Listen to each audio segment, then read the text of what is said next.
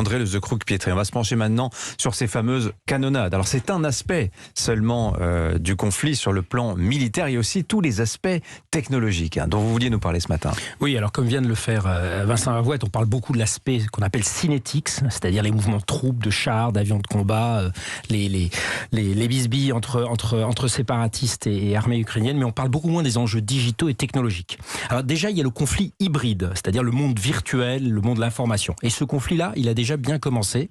On a pu détecter, par exemple, dans les dernières vidéos des séparatistes pro-russes, des dates de production de ces vidéos qui étaient en fait antérieures aux événements dont ils parlaient. On parle des métadatas. Ça permet de démontrer que ces vidéos, en fait, avaient été fabriquées de toutes pièces. On a aussi vu du côté occidental une approche totalement nouvelle, c'est rendre public des renseignements avant très confidentiels pour enlever l'effet de surprise. C'est notamment les images satellites qu'on a vues abondamment, qui ont été très largement diffusées côté américain. C'est vraiment frappant. Alors, sur la dimension cyber, est-ce qu'on peut insister un petit peu? Qu'est-ce qu'on peut dire de plus?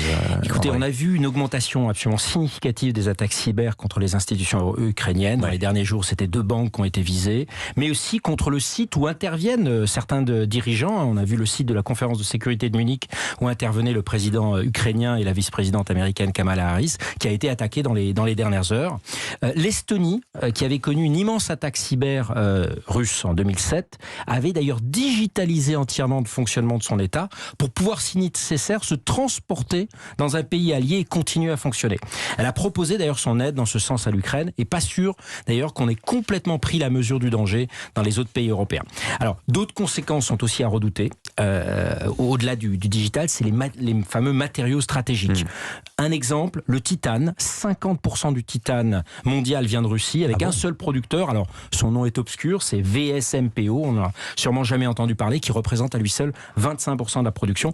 Or, sans titane, pas d'Airbus. C'est notamment pour faire les mâts-réacteurs, ça relie les ailes au moteur qui ont besoin de titane. Il y a 90% du néon mondial vient de Russie. Or, sans néon, pas de semi-conducteurs. On en a beaucoup parlé. 35% du palladium vient de Russie, qui est essentiel pour l'automobile, le médical ou l'électronique. Alors là, on mesure un peu les potentielles conséquences économiques d'un conflit et surtout des sanctions qui s'en suivraient. Est-ce qu'on peut éviter tout cela encore?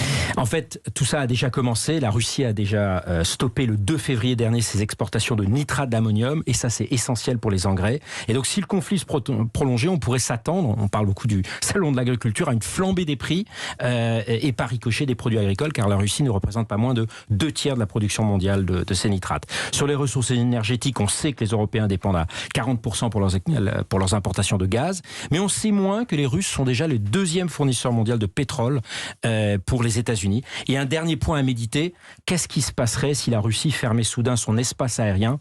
En 2019, ce sont 300 000 vols internationaux qui ont survolé la Russie. La déstabilisation serait considérable. Alors, on a vu avec le Covid à quel point nous avions manqué d'anticipation, notamment pour comprendre les conséquences industrielles. On a entendu parler beaucoup de chaînes de valeur, de supply chain. Donc la guerre, si elle a lieu, sera aussi technologique. Aussi passionnant qu'inquiétant, mon cher André. Merci à vous. On vous retrouve demain matin à même heure, 7h19.